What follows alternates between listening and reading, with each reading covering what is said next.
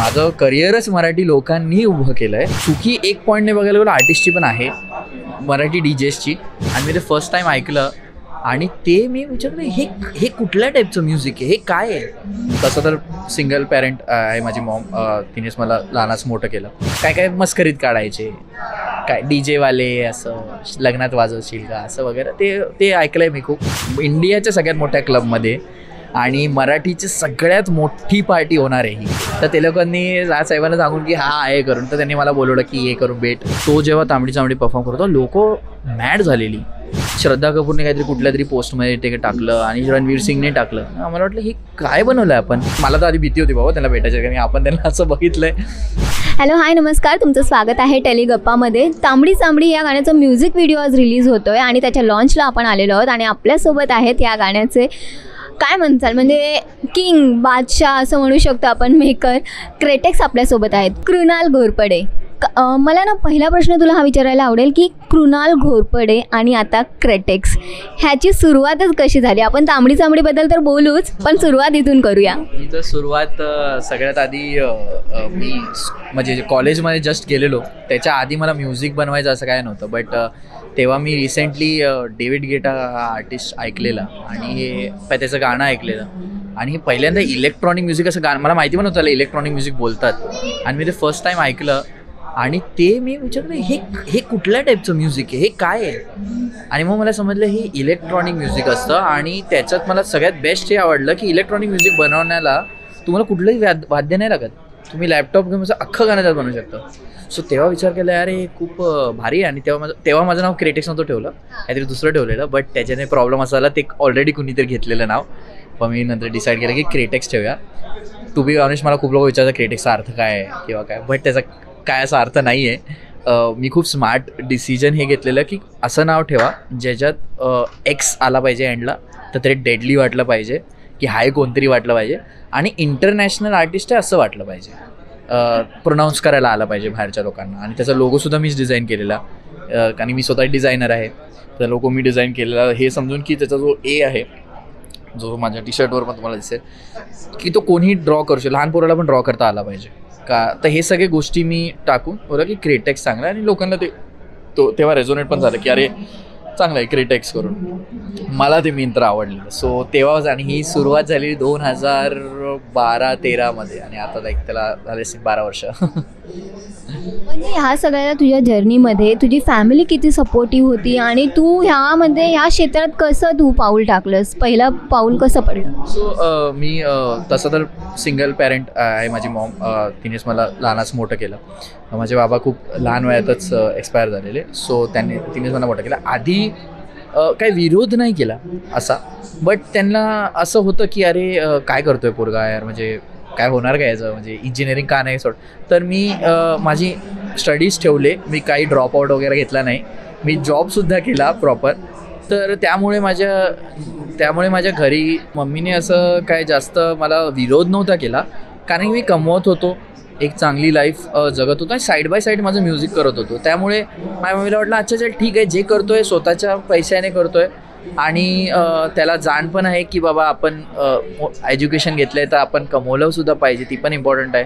आणि त्या दरम्यान माझं लग्न पण झालं 2 वर्ष आधी. सो ती पण माझ्या लाईफमध्ये खूप 8 वर्ष आधीपासूनच होती आणि तिचं पण खूप सपोर्टच होता याला.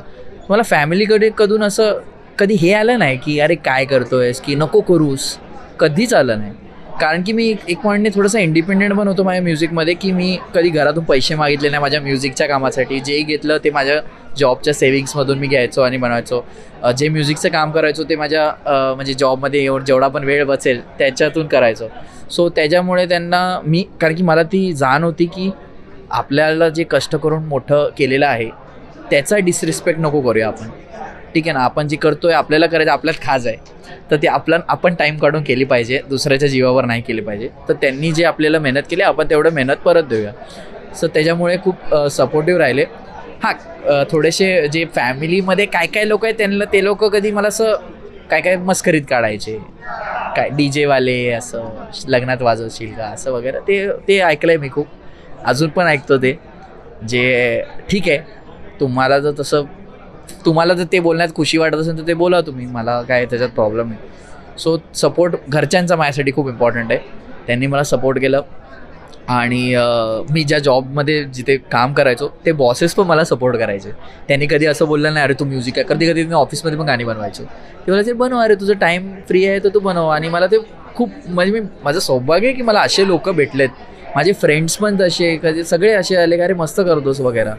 सो खूप सपोर्ट आला. आणि मराठी चालू केल्यापासून जे मराठी ऑडियन्सचा सपोर्ट आला मला अनबिलिव्हेबल होता. कारण की मराठी ऑडियन्सला आपल्याला एक म्हणणं जातं की अरे मराठी माणूस मराठी माणसं पाय खेचतो, पण असं नाही आहे.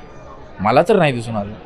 माझं करिअरच मराठी लोकांनी उभं केलं आहे आणि मला त्यांनीच डोक्यावर उचलून ठेवलं आहे. पाय खेचणारा मराठीत माणूस नसतो, सगळे असतात. तुम्ही जर त्या ऑडियन्सला फक्त एक टॅग, तुम्ही मराठी ऑडियन्सची तीच क्वालिटी जर पकडाल, त्याच्यातले लोक आहेत खूप कमी आहेत. पाय खेचणारे जग असेल, तुम्ही काही असं कराल जे कधी झालेलं नाही, तुमचे पाय खेचण्यातच येणार, विच इज गुड. कारण की मग तुम्हाला पण एक प्रोत्साहन भेटतं की बाबा हे करूया आपण. So yes, I think so overall एवढ्या सगळ्या सपोर्टमुळे आता जे होतं आहे ते होतं आणि ह्याच्या पुढेही होत राहणार. जो मराठीचं तुझं आहे की मराठी एव्हरीवेअर मराठी, आणि त्यातून आता क्लबमध्ये मराठी गाणी वाजत आहेत ते फक्त तुझ्यामुळे आहेत किंवा तू सुरुवात केलीस असं आपण म्हणू शकतो. मग ह्या सगळ्याचा विचार डोक्यात कसा आला? आणि दुसरी गोष्ट, राज ठाकरेंची पण तुझी आत्ताच भेट झाली फेब्रुवारीमध्ये समथिंग वाटतं, आणि त्यांचा मग रिस्पॉन्स कसा होता? त्यांच्याशी संवाद साधल्यावर काय जुळलं, काय कळलं की नेमकं आपलं कसं, म्हणजे काय मत होतं? तर पहिलं तर क्लब्सचं, तर जेव्हा ही सुरुवात झालेली तेव्हा माझा एक छोटासा शो झालेला पुण्यात, आणि तो मी मराठी म्युझिक मी बनवायचो होतं. माझ्या मॅनेजरने मला शो, आणि मला मॅनेजर पण तेव्हाच भेटला जो आता माझा एकदम घट्ट मित्र जास्त आहे मॅनेजरपेक्षा, आणि तो माझ्या पूर्ण सक्सेसमध्ये त्याचा खूप मोठा खारीचा वाटा आहे. तर तो शो झालेला आहे. शोचे ते व्हिडिओज जरा व्हायरल झालेले, आणि तेव्हा मला काही डीजेस करून समजलं की अरे तू पहिल्यांदा प्ले केलं असे मराठी कुठेतरी. आणि तेव्हा मला समजलं की मराठी अलाउड वगैरे नसायचं, आणि ते मला वाटलं की हे काय अलाउड का नाही. से आय कॅन अंडरस्टँड की हे एखादं गाण्याला तुम्ही बोलता अरे नाही हे मराठी कसं गाणं आहे का थोडी वाजणार, ठीक आहे. पण एखादं गाणं तुम्हाला कोण रिक्वेस्ट करता तुम्ही वाजवू शकता ना. तर अलाउड नाही वगैरेपर्यंत पोचलं आहे म्हणजे खूप खराब गोष्ट आहे ही. तर आम्ही बोललो की अरे चुकी एक पॉईंटने बघायला गेलो आर्टिस्टची पण आहे, मराठी डीजेसची. कारण की मराठी क्लबमध्ये वाजतील अशी मराठी गाणी किती आहेत? खूप कमी आहेत. नाहीच्या बरोबर. इवन जे मी माझ्या शोमध्ये वाजवतो मी स्वतः बनवतो, स्वतः रिमिक्स बनवतो, स्वतःही गाणी बनवतो, मग प्ले करतो. माझ्या डी जे सेटमध्ये कुणाचंच दुसऱ्याचं गाणं नसतं. सो मला वाटलं की ही चुकी त्यांची पण आहे, तर आपण काय करूया, त्या चुकीला रेक्टिफाय करूया. आधी सगळे स्वतः गाणं स्वतः बनवूया, त्या लेवलवर पोचूया की अख्खा डी जे सेट मी फक्त माझ्या गाण्याने वाजवू शकतो. तेव्हा पण जर विरोध असेल तर प्रॉब्लेम आहे, जे झालं नाही.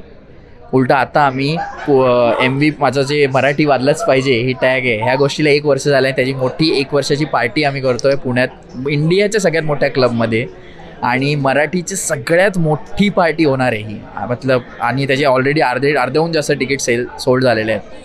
आणि हे आम्ही करतो आहे ॲज आय सेड इंडियाच्या सगळ्यात मोठ्या क्लबमध्ये, आणि फक्त मराठी आर्टिस्टसुद्धा मराठी, म्हणजे श्रेयस मराठी त्याची मराठी गाणी परफॉर्म करणार. आणि खूप मोठी गोष्ट आहे आमच्यासाठी. आय थिंक सो जे मी चालू केलेलं आणि जे माझं हट्ट होता की मराठी तर वाजलं पाहिजे. जर कोण नाही करत मी वाजवतो ना, मी बनवतो. आता नका नाही बोलू मला, मी एवढी मेहनत करून आलो आहे ना. तुम्हाला जर मग तेच आता त्याचं मला फळ भेटतं की आता मला समजतं की क्लब्सला ॲक्च्युली काही प्रॉब्लेम नव्हता. आता तेच क्लब मला बोलवत आहेत ना. आता हे जे मोठे मोठे क्लब हे अलाउड नव्हते आधी, पण आता तेच तर मला बोलवत आहेत. तर त्यांना दिसलं की अरे हे गाणं ठीक आहे, हे जे वाजवतो ना हे आम्हाला पाहिजे. सो सगळे रेडी होते. अलाउड नाही, ॲज आय सेड अलाउड नाही वाला जरा असं रॉंग झालं. आपण डेमोक्रेटिक कंट्रीमध्ये राहतो, अलाउड नाही काय शिवायचं गाणं प्ले करायला कोण सांगत नाही आहे, कोणीतरी काहीतरी मराठी गाणं प्ले करायला सांगत आहे. सो ते अलाउड नाहीपर्यंत पोचलं पाहिजे. आणि त्यासाठी नाही, पण मला मनसेचे काही कार्यकर्ते होते, त्यांच्यात मी खूप फेमस होतो. तर ते लोकांनी राजसाहेबांना सांगून की हा आहे करून, तर त्यांनी मला बोलवलं की हे करून भेटूया आपण. माहिती त्यांच्या जागी सहकार्य होते जे. तर मी गेलो आणि त्यांना भेटलो. त्यांनी मला विचारले काय करतो, कुठल्या टाईपचं म्युझिक आहे, हे काय. आणि ते मला ऐकून म्हणजे ते असे क्वेश्चन्स ऐकून मला एवढं बरं वाटलं. अरे एवढा मोठा माणूस आहे, ते खूप बिझी आहेत, तरी ते मला हे असं विचारत आहेत की हे कुठलं म्युझिक आहे. ते माझ्याकडून जाणून घेण्याची कोशिश करत आहेत की हे काय आहे, काय बनवतो आहे करून. मी त्यांना सांगितलं अच्छा हे हाऊस म्युझिक असतं, मला अच्छा हे कुठे असं कसलं हेच म्युझिक का, तर मी त्यांना सांगितलं हे म्युझिक असं आहे त्याच्यात असं आहे. तर ते जे प्रश्न विचारत होतो ना त्याच्यातून वाटत होतं हे माणूस हा आर्टिस्ट, एक आर्टिस्ट टू आर्टिस्ट टॉक चाललं आहे असं मला वाटलं. मला असं ते पॉलिटिशियन वगैरे, आणि मला तर आधी भीती होती बाबा त्यांना भेटायचं, कारण आपण त्यांना असं बघितलं आहे. पण नाही अजिबात, ते लोक आधी ते मला खूप त्यांनी असं कॅज्युअल करून टाकलं, जोक्स हलके फुलके मारून, आणि त्यांनी खूप कम्फर्टेबल करून टाकलं की नाही बाबा घाबरू नकोस बाबा मी नॉर्मली बोलतो. सो ते खूप बरं वाटलं. तर त्याच्यासाठी माझी रिस्पेक्ट वाढली की यार त्या आर्टिस्टला पूर्ण ऐकून घेतात, त्याचं समजून घेतात की बाबा त्याला काय बनवायचं आहे आणि तो काय करतो आहे, पुढे जाऊन त्याला काय करायचं आहे. सो ती खूप चांगली एक्सपिरियन्स होती माझ्यासाठी.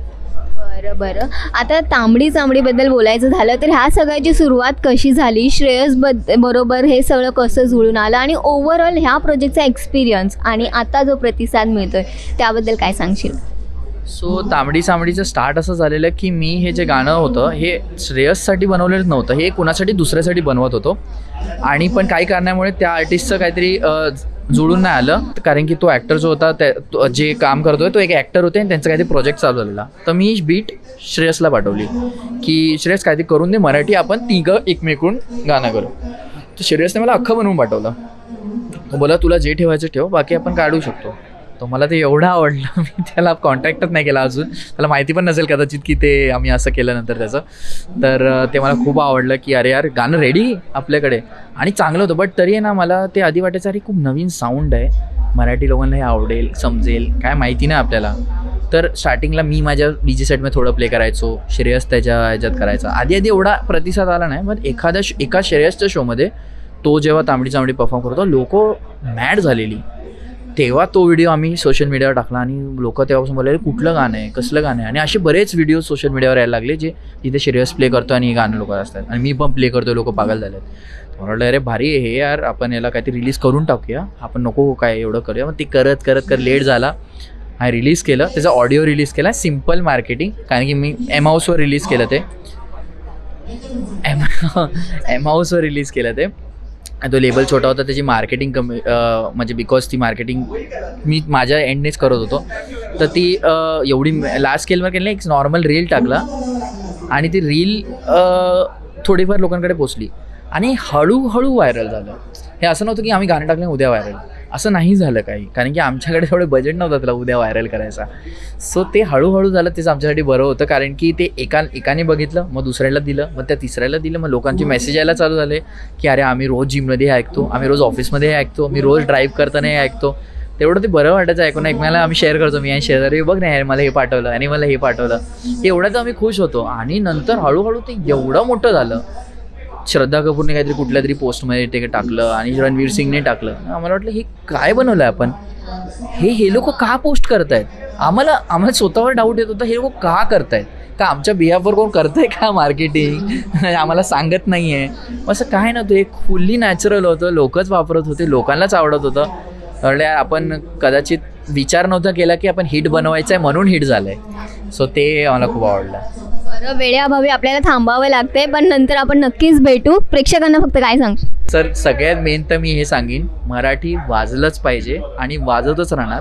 आणि मला जे तुम्ही ऑडियन्सने एवढं प्रेम देऊन एवढं पुढे आणलं आहे, मी तुम्हाला प्रॉमिस करतो की जगातला जो सगळ्यात मोठा स्टेज असेल त्याच्यावर आम्ही मराठी पोचवू आणि पोचवूनच राहणार. Thank you so much.